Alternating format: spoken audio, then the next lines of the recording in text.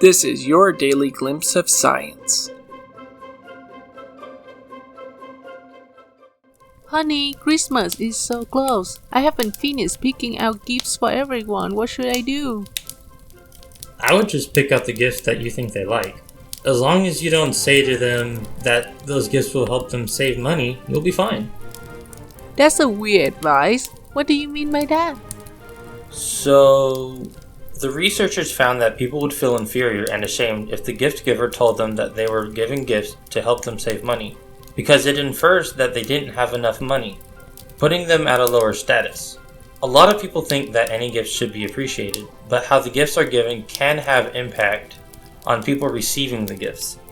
Did the article mention what you should say when you give gifts? When you say that the gifts are intended to save them time, people perceive it as a compliment, because if they don't have time, it means that they are busy and in high demand, an indication of high status. I'm curious, when people get upset with the money-saving gifts, did they use the gift at all? Well, in the study, the researchers used the gift card as a gift.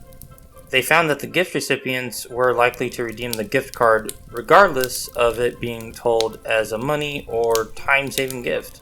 Another study showed that the people who imagined receiving money-saving gift cards were more likely to use the card to buy a higher status item, presumably to help boost their self-esteem.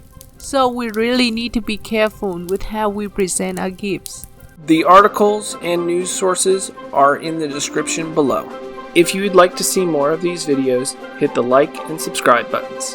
Thank you very much, and we hope you find your daily glimpse of science as interesting as we did.